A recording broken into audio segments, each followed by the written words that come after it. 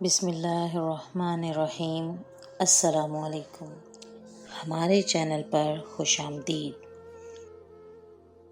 میں نے اپنے بیٹے زہیب کے لیے لڑکی پسند کی اور بیٹے کی مرضی جانے بنا زبردستی اپنی پسند کی ہوئی لڑکی کو منگنی کی انگوٹھی بھی پہنا ڈالی۔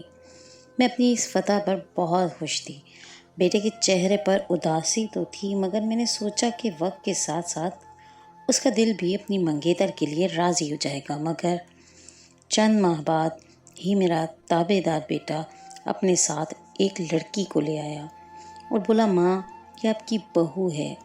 میرے لیے تو یہ بات کسی دھماکے سے کم نہ تھی، مگر اب کیا ہو سکتا تھا۔ میں نے صحیح وقت کے انتظار میں صبر سے منہ سی لیا۔ پھر کچھ ہی عرصے بعد وہ لڑکی بدلنے لگی۔ میں نے دیکھا کہ وہ لڑکی اب اکثر چھت پر پہنچ جاتی۔ میں نے ایک دن اس کو رنگے ہاتھوں پکڑنا چاہا اور کسی طرح اس کے پیچھے چھت پر پہنچ گئی۔ وہاں جا کر دیکھا تو میری آنکھوں میں جیسے تارے ناچنے لگے۔ وہ لڑکی چھت پر بیٹھی ہاتھ سے میرا بیٹا میری پسند کی لڑکی کو ٹھکرا کر خود اپنی پسند کی لڑکی کو بیاہ لایا اور بولا، اماں یہ تمہاری بہو ہے۔ میں نے بیٹے کے سامنے تو اسے گلے سے لگا لیا اور خوب دعائیں دیں، مگر دل میں ٹھان لی کہ جلد ہی اس کی طلاق کرواؤں گی۔ یوں جب مجھے خوشخبری ملی کہ میری بہو امید سے ہے تو مجھے بہت دکھ ہوا، لیکن اب میں روز چھپ کر 3 گولیاں حمل ضائع کرنے والی بہو کے دودھ میں ملا کر اسے پلاتی اور کہتی، دودھ پینے سے تم صحت مند بچہ جنو گی۔ تو وہ خوش ہو کر پی لیتی، مگر کچھ دن کے بعد کی صورتحال سے میں حیرت زدہ ہوئی کہ میں اسے گولیاں ملا کر دیتی ہوں اور وہ دودھ پی بھی لیتی ہے، مگر اس کے باوجود اس کا حمل ضائع ہی نہیں ہوتا۔ میں جوانی میں ہی بیوہ ہو گئی تھی۔ میرا صرف ایک ہی بیٹا تھا، وہی میری کل کائنات تھا۔ میں نے اس کی پرورش بڑے جتن کر کے کی۔ میرا شوہر دکاندار تھا، وہ کوئی لمبی چوڑی جائیداد تو چھوڑ کر گیا نہیں تھا۔ ایک دکان ہی تھی جس کا مجھے آسرا تھا۔ شوہر کی وفات کے بعد میں نے خود مرد بن گئی۔ میں نے وہ دکان بڑی مشکل سے سنبھالی تھی۔ مجھے دن میں کئی بار بازاروں کے چکر لگانے پڑتے تھے۔ لوگوں نے میرے کردار پر کیچڑ اچھالنے کی بھی بہت کوشش کی تھی، مگر مجھے اللہ کا سہارا تھا اور بیٹے کی ذمہ داری سے بھی روگردانی نہیں کر سکتی تھی۔ میں نے دن رات محنت کر کے اپنے بیٹے کو پڑھایا لکھایا، اس کو اس قابل بنایا کہ آج وہ 19ویں گریڈ کا سرکاری آفیسر ہے۔ میرے بیٹے کی ملازمت لگی تو ہمارے حالات بھی بہتر ہو گئے اور میں نے وہ دکان بھی کرائے پر چڑھا دی۔ بیٹے کو سرکاری گھر اور گاڑی بھی مل گئی تو ہم اپنا بوسیدہ پرانا محلہ چھوڑ کر نئے بنگلے میں جا بسے۔ ہمارے بنگلے کے آس پاس بھی بڑے بڑے گھر تھے۔ ان سب گھروں میں اچھے کھاتے پیتے لوگ رہتے تھے۔ میں نے اپنے بیٹے زہیب اسد کے لیے وہیں پر رشتہ ڈھونڈنا شروع کر دیا تھا۔ بیوہ ماں کے لیے اس کے اکلوتے بیٹے کی شادی سے بڑھ کر اور کیا خوشی ہو سکتی ہے بھلا۔ میں نے آس پاس کے گھروں کی اچھی طرح چھان پٹک کی اور ایک گھرانہ مجھے بہت پسند آیا تھا۔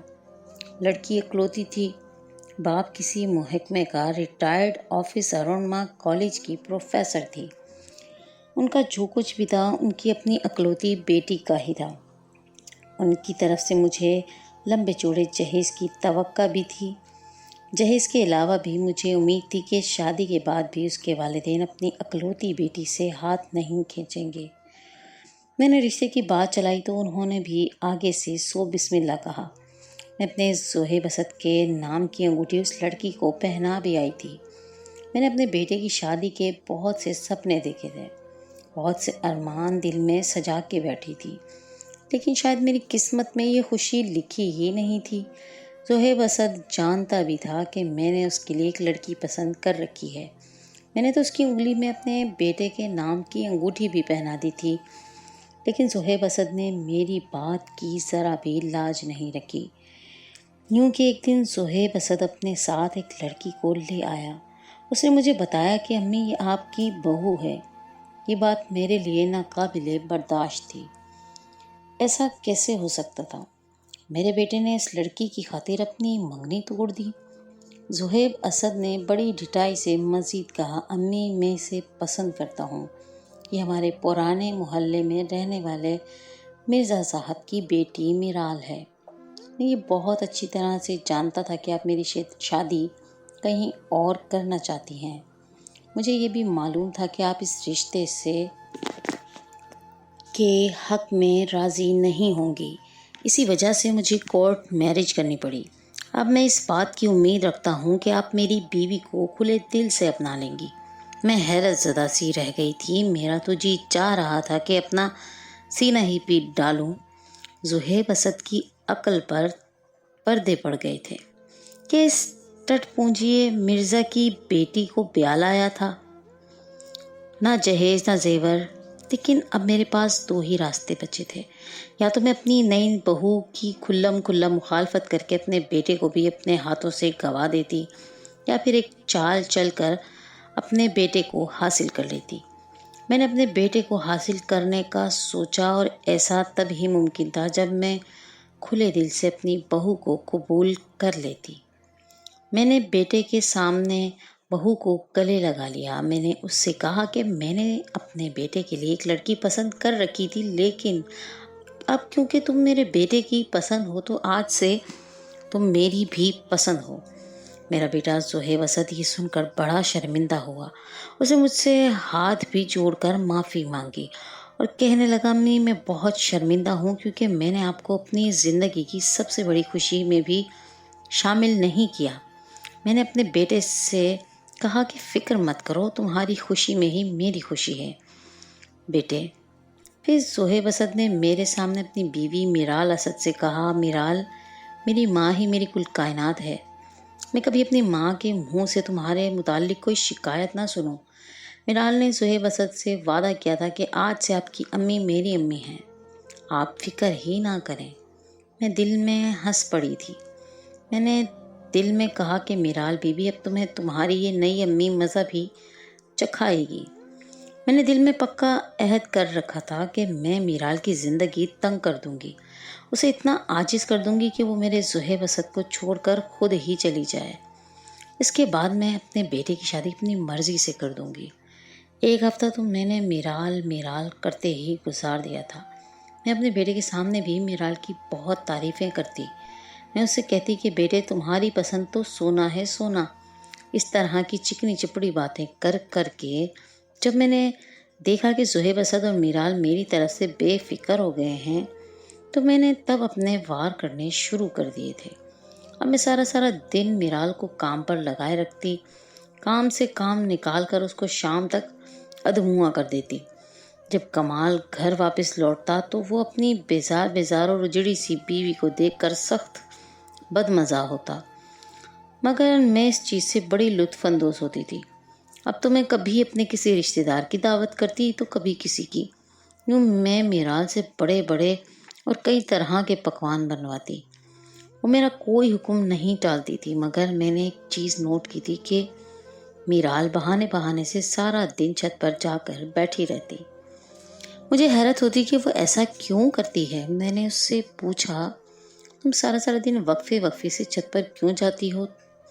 तो वो बोली, अम्मी जी, मेरा जी घबराता है तो खुली हवा में सांस लेने के लिए छत पर चली जाती हूँ।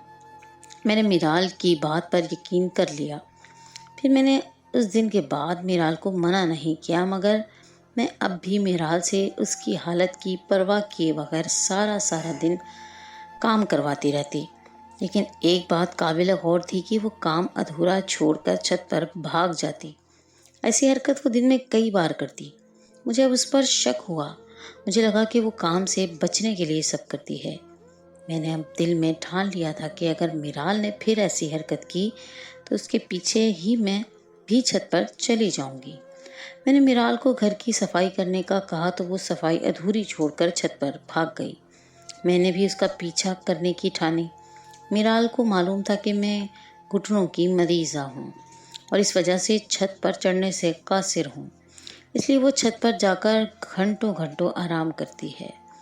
मैं बड़ी मुश्किल से सीढ़ियाँ चढ़कर छत पर गई तो ये देखकर मेरा दिल दहल गया कि मिराल तो ہاتھ سے سامنے والی چھت پر کسی کو اشارے کر رہی تھی۔ اس کی نظر جیسے ہی مجھ پر پڑی وہ جلدی سے بھاگ گیا۔ میں نے اس کو بس بھاگتے ہوئے ہی دیکھا تھا، اس لیے جان نہ پائی کہ وہ کون تھا۔ میرال نے مجھے نہیں دیکھا تھا، اس لیے میں چپکے سے نیچے اتر آئی۔ میں نے اس بات کا ذکر میرال سے نہیں کیا۔ مجھے بڑا ملال ہوا کہ میرے بیٹے نے میری پسند کو ٹھکرا کر ایک بد کردار لڑکی سے شادی کر لی تھی۔ میں نے سوچ لیا تھا کہ صحیح وقت آنے پر ہی یہ بات میں زہیب اسد کو بتاؤں گی۔ ابھی تو اس کے سر پر بیوی کی محبت کا بھوت سوار ہے۔ میرا سچ تو اس کو جھوٹ لگے گا۔ میں ہر ممکن کوشش کرتی کہ میرال ان حالات سے بیزار ہو جائے، لیکن مجال ہے جو اس لڑکی کے ماتھے پر میں نے شکن بھی دیکھی ہو۔ میں نے ایک نئی ترکیب سوچی۔ میں آہستہ آہستہ زہیب اسد کو میرال سے بدگمان کرنا چاہتی تھی۔ مہینے کا آغاز تھا۔ زہیب اسد نے اپنی ساری تنخواہ لا کر میرے ہاتھ پر دی۔ میں نے زہیب اسد کے سامنے ہی وہ پیسے میرال کو تھما دیے اور اس سے کہا کہ جا کر میرے سرہانے کے نیچے رکھ دو۔ اگلی صبح میں نے زہیب اسد کے آفس جانے سے پہلے ہی شور ڈال دیا۔ میں نے میرال سے پوچھا کہ میں نے کل جو پیسے تمہیں تھمائے تھے وہ کہاں گئے ہیں؟ یہ سن کر وہ گھبرا گئی۔ اس نے کہا، امی جی میں نے آپ کے سرہانے کے نیچے ہی رکھے تھے۔ میں نے کہا، اگر سرہانے کے نیچے ہی رکھے تھے تو لا کر دو مجھے۔ میرال جلدی سے میرے کمرے میں گئی۔ اس نے میرا سارا بستر چھان مارا، لیکن وہاں پیسے موجود ہوتے تو اسے ملتے۔ وہ جب باہر آئی تو اس کی آنکھوں میں پریشانی صاف ظاہر تھی۔ وہ بولی، امی جی کل میں وہ پیسے آپ کے بستر کے نیچے رکھنا بھول گئی تھی، وہ میرے پاس ہی پڑے ہیں۔ پھر وہ اپنے کمرے میں چلی گئی اور اپنی الماری سے پیسے نکال کر مجھے دے دیے۔ مجھے حیرت کا شدید جھٹکا لگا کہ اس نے ایسا کیوں کیا، کیونکہ پیسے تو میرے پاس ہی موجود تھے۔ میرال نے وہ میرے بستر کے نیچے رکھ دیے تھے۔ میں نے بھی میرال سے وہ پیسے تھام لیے۔ اتنا تو مجھے اندازہ ہو گیا تھا کہ میرال بہت تیز لڑکی ہے۔ مجھے اس کا اور ہی حل سوچنا پڑے گا۔ ابھی میں سوچ بچار میں لگی تھی کہ اچانک ایک دن میرال نے مجھے دادی بننے کی خوشخبری سنا دی۔ یہ خبر سنتے ہی میرا دل خوشی سے اچھل پڑا تھا کہ میرے گھر ایک ننھا زہیب اسد آ جائے گا۔ مگر جب میں نے میرال کے بارے میں سوچا تو میرا حلق تک کڑوا ہو گیا تھا۔ میں کسی صورت بھی میرال کا بچہ اپنے گھر میں نہیں دیکھنا چاہتی تھی۔ میں نے میرال کے بچے کو ختم کرنے کا ایک منصوبہ بنا لیا۔ ایک ننھی جان کو نقصان پہنچاتے ہوئے مجھے دکھ تو بہت ہوا، لیکن میں نے سوچا کہ میرا زہیب اسد سلامت رہے، اللہ بچے اور دے دے گا۔ میں نے سوچ لیا تھا کہ جیسے ہی بچہ ختم ہوگا میں میرال پر سارا الزام لگا دوں گی کہ اس نے جان بوجھ کر اپنے بچے کو نقصان پہنچایا ہے۔ اس طرح زہیب اسد کا دل میرال سے کھٹا ہو جائے گا اور وہ اس کو چھوڑ دے گا۔ میں اپنے اس جاندار منصوبے کو جامع تکمیل تک پہنچانے کے لیے فارمیسی سے گولیاں لے آئی تھی۔ اب میں زہیب اسد کے سامنے میرال کا بہت خیال رکھتی تھی۔ وہ بھی خوش ہو جاتی کہ چلو ساس میرا خیال تو رکھتی ہیں۔ میں سارا دن میرال کو کچھ نہ کچھ کھانے رہنے کی تلقین کرتی رہتی۔ پھر جیسے ہی رات ہوتی میں دودھ کے گلاس میں 3 گولیاں ڈال کر میرال کو دے آتی۔ مجھے کامل یقین تھا کہ یہ گولیاں پینے سے اس کا بچہ ختم ہو جائے گا۔ جب تک میں کامیاب نہ ہوتی تب تک میں میرال کو دودھ میں گولیاں ملا کر دیتی رہی۔ لیکن حیرت کی بات تو یہ تھی کہ میرال کا بچہ صحیح طرح سے پھل پھول رہا تھا۔ وہ گولیاں اتنی طاقتور تھیں کہ محض 2 ہفتے کے استعمال سے ہی بچے کو نقصان پہنچ سکتا تھا۔ ابھی تو صرف 1 ہفتہ ہی ہوا تھا۔ میں نے سوچا کہ چلو تھوڑا انتظار اور کر لیتی ہوں۔ تب تک میں ہر رات اسے دودھ میں 3 گولیاں ملا کر دیتی رہی۔ ایک دن میری پڑوسن مجھے میرے گھر سے لینے آ گئی۔ وہ بولی، باجی آئیں میں آپ کو بابا کے آستانے پر لے چلوں، ان کے تعویذ سے ہر قسم کے گھٹنوں کا درد ختم ہو جاتا ہے۔ میں کام کاج تو کوئی کرتی نہیں تھی، اس لیے فارغ ہی بیٹھی تھی۔ کمرے سے چادر اٹھائی اور سر پر اوڑھ کر پڑوسن کے ساتھ چل دی۔ جبکہ میرال کو تو میں نے اس قابل ہی نہ جانا کہ اس کو کچھ بتاؤں، سو یہ بتانا بھی مناسب نہیں سمجھا کہ میں کہاں جا رہی ہوں۔ بس جاتے ہوئے میں نے اس کو تاکید کر دی تھی کہ بڑے گیٹ کو تالا لگا لو، میں تھوڑی دیر سے واپس آؤں گی۔ میرال نے اسبات میں سر ہلا دیا۔ میں اپنی پڑوسن کے ساتھ اس کی بہن کے گھر چلی گئی۔ اس نے بھی گھٹنوں کا تعویذ لینا تھا۔ وہاں چائے پانی پینے ہمیں کافی دیر ہو گئی تھی۔ پھر ہم تینوں بابا کے آستانے پر پہنچ گئیں۔ تب تک شام ہونے لگی تھی۔ میں جیسے ہی تعویذ لے کر بابا کے آستانے سے نکلی، میری نظر میرال پر پڑی۔ وہ بھی وہیں بابا کے آستانے سے باہر نکل رہی تھی۔ اس نے خود کو سیاہ چادر سے اچھی طرح ڈھک رکھا تھا، لیکن میں اسے دیکھتے ہی پہچان گئی تھی، جبکہ اس کی نظر مجھ پر نہیں پڑی تھی۔ مجھے بڑی حیرت ہو رہی تھی کہ آخر وہ کرنا کیا چاہ رہی ہے۔ اس کا کردار بڑا مشکوک ہوتا جا رہا تھا۔ مجھے اس سے خوف آنے لگا تھا کہ کہیں ایسا نہ ہو کہ وہ میرے گھر کا سارا چین و سکون ہی لوٹ کر کہیں بھاگ جائے۔ میں کرتی بھی تو کیا کرتی، میرا بیٹا زہیب اسد تو اس کے عشق میں دیوانہ ہوا جاتا ہے۔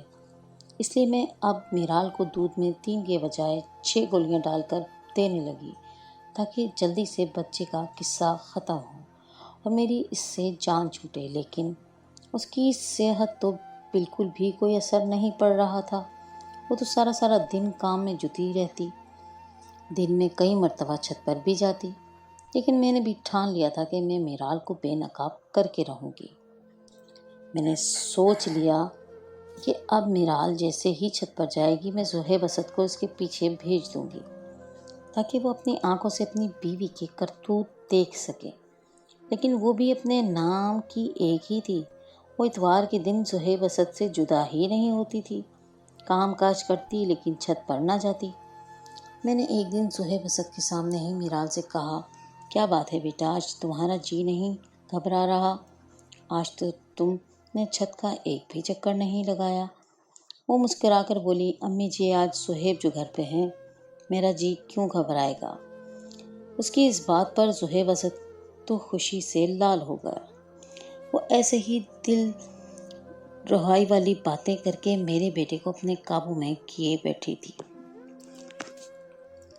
لیکن میں بھی اس کا راز فاش کر کے ہی دم لینے والی تھی، کیونکہ میں اب اس کو مزید اپنے گھر میں برداشت نہیں کر سکتی تھی۔ پھر یوں ہوا کہ سوموار کے دن جب زہیب اسد اپنے کام پر چلا گیا تو میں نے 12 بجے کے قریب اس کو فون کر کے اپنی طبیعت خرابی کے بہانے گھر بلا لیا۔ خدا کی کرنی یہ ہوئی کہ زہیب اسد جیسے ہی گھر آیا، میرال چھت پر گئی ہوئی تھی۔ میں نے زہیب اسد کو کہا کہ جاؤ بیٹا، چھت سے میرال کو بھی بلا کر لاؤ، تو زہیب اسد مسکرا کر اٹھا اور چھت پر چلا گیا۔ ابھی اس کو چھت پر گئے تھوڑی ہی دیر ہوئی تھی جب مجھے میرال اور زہیب کے جھگڑنے کی آواز سنائی دی۔ مجھے معلوم ہو چکا تھا کہ میرال رنگے ہاتھوں پکڑی گئی ہے، لیکن جب وہ دونوں نیچے آئے تو زہیب اسد مجھ سے بولا کہ امی، میں میرال کو اب کے سپرد کر کے جاتا ہوں تو یہ اس حالت میں چھت پر کیا کرنے جاتی ہے؟ اب اس کو منع کیوں نہیں کرتی؟ اس طرح تو میرے بچے کو خطرہ ہوگا۔ میں نے جھٹ سے کہا کہ میں تمہاری بیوی کو 100 دفعہ منع کر چکی ہوں، مگر اس کو بنا پتہ نہیں چھت پر ایسا کیا نظر آتا ہے کہ وہ نیچے ٹکتی ہی نہیں۔ یہ سن کر زہیب اسد نے بڑی گہری نظروں سے میرال کو دیکھا تھا، جیسے اس کو کوئی بات بری لگی ہو، مگر معاملہ رفع دفع ہو گیا۔ ادھر میرال کو دودھ میں گولیاں ملا کر دیتے ہوئے مجھے 3 ہفتے گزر چکے تھے۔ مجھے اب شک ہونے لگا تھا۔ میں رات میں میرال کو دودھ دے کر چلے گئی۔ صبح جا کر میں نے اس کے کمرے میں تلاشی لی تو مجھے دودھ کے 2 پیالے نظر آئے۔ ایک پیالہ تو وہ تھا جس میں میں میرال کو دودھ دیتی تھی، لیکن ایک نیا پیالہ بھی وہاں پڑا ہوا تھا۔ میں نے نیا پیالہ اٹھایا۔ وہ پیالہ میں نے ایک شاپر میں ڈالا اور میرال سے پڑوسن کے ہاں جانے کا کہہ کر میں گھر سے نکل گئی۔ میں سیدھی لیبارٹری گئی۔ میں نے لیبارٹری جاتے ہی ان سے کہا کہ مجھے اس دودھ کی رپورٹ چاہیے کہ اس دودھ میں کیا ملا ہوتا ہے۔ گھنٹے بعد رپورٹ آنا تھی۔ یہ ٹائم میں نے بڑی مشکل سے وہاں گزارا، لیکن جب رپورٹ میرے ہاتھوں میں آئی تو میرا تو سر ہی چکرا کر رہ گیا، کیونکہ رپورٹ میں صاف لکھا تھا کہ دودھ میں طاقت کا سیرپ ملا ہوا ہوتا ہے، وہی سیرپ جو میرا بیٹا استعمال کرتا تھا۔ میرے بیٹے کو کمر کا درد رہتا تھا، اس لیے ڈاکٹر نے اسے طاقت کا سیرپ لکھ کر دیا تھا۔ اس بات کا صاف مطلب یہی تھا کہ میری بہو میرے بیٹے کا طاقت کا سیرپ اپنے دودھ میں ملا کر پیتی تھی، جس سے وہ خود بھی ہٹی کٹی ہوتی جا رہی تھی اور سارا سارا دن کام کرنے پر بھی نہ تھکتی تھی۔ اس کا بچہ بھی صحیح طرح سے پھل پھول رہا تھا۔ میرال کوئی سیدھی سادی مظلوم سی لڑکی نہیں تھی، بلکہ وہ تو بہت تیز نکلی، اتنی تیز کہ اس کی ذہانت کا مقابلہ تو میں بھی نہیں کر پائی۔ لیکن میرے پاس ابھی بھی میرال کے 2 راز موجود تھے، جس کے بل بوتے پر میں اس کو اپنے گھر سے نکلوا سکتی تھی۔ میں شام کو جب گھر لوٹی تو زہیب اسد کو غصے سے تڑپتا ہوا پایا۔ مجھے دیکھتے ہی زہیب اسد نے مجھ پر چیخنا چلانا شروع کر دیا۔ وہ بولا، امی آپ نے میرے بچے کو ختم کرنے کی کوشش کیوں کی؟ آپ کو مجھ پر ذرا بھی رحم نہیں آیا؟ مانا کہ آپ کو میرال پسند نہیں تھی، لیکن اس کا یہ مطلب تو نہیں تھا کہ آپ میری پہلی اولاد کو ختم کرنے کی کوشش کرتی۔ مجھے آپ سے یہ امید نہیں تھی کہ آپ میرال کو دودھ میں بچہ ضائع کرنے کے لیے گولیاں ملا کر دیتی رہیں۔ میں تو زہیب اسد کی بات سن کر چکرا ہی گئی تھی۔ میں نے اپنے بچاؤ کے لیے رونا شروع کر دیا۔ میں نے روتے ہوئے اپنے بیٹے سے کہا کہ تمہیں اپنی ماں پر الزام لگاتے ہوئے ذرا شرم نہیں آتی؟ زہیب اسد نے میری طرف دیکھ کر نفی میں سر ہلایا اور چلانے لگا، امی الزام نہیں ہے، یہ میرے پاس لیبارٹری کی رپورٹ ہے۔ اس میں یہ ثابت ہو چکا ہے کہ آپ میرال کو جو دودھ دیتی تھیں اس میں گولیاں شامل ہوتی تھیں۔ آپ نے میرے ساتھ ایسا کیوں کیا؟ میں بہت بری طرح پھنس چکی تھی، اس لیے میں نے پانسا پلٹنے کی کوشش کی۔ میں نے جھٹ سے کہا، بیٹا تمہاری بیوی کا کردار ٹھیک نہیں ہے، یہ چھت پر جا کر لڑکوں کو اشارے کرتی ہے۔ اس کے علاوہ میں نے میرال کو بابا کے آستانے پر بھی دیکھا تھا، یہ تعویذ کے چکروں میں بھی پڑی ہوئی ہے۔ تم اپنی بیوی سے پوچھو کہ وہ یہ سب کیوں کرتی ہے۔ زہیب اسد کے کچھ کہنے سے پہلے ہی میرال بولی، آنٹی جی میں بد کردار نہیں ہوں۔ اگر آپ کو یہ لگتا ہے کہ میں چھت پر جا کر لڑکوں کو اشارہ کرتی ہوں تو آپ کو بالکل غلط لگتا ہے۔ میں تو اپنی پڑوسن کو اشارے کرتی تھی۔ شمیم خالہ کی بہو میری دوست بن گئی ہے۔ ہماری ایک دن ملاقات ہوئی تو اس نے بتایا کہ اس کی ساس بھی بالکل آپ کی جیسی چڑچڑی سی تھی، وہ بھی اپنی بہو کو گھر میں برداشت نہیں کر رہی تھی۔ تو پھر اس نے بابا کے آستانے پر جا کر ایک تعویذ لیا۔ اس کے بعد اس کے گھر اولاد بھی ہو گئی اور اس کی ساس بھی اچھی ہو گئی۔ اس لیے میں نے اس کو اشارہ کیا کہ وہ میرے ساتھ بابا کے آستانے پر چلے، اور میں چھت پر جا کر اس کو اشارہ کر کے اس کا حال احوال بھی جاننا چاہتی تھی۔ اس دن آپ بازار کا کہہ کر گھر سے نکلی تو میں نے پڑوسن کو اشارہ کر کے کہا کہ وہ مجھے اپنے ساتھ آستانے پر لے چلیں۔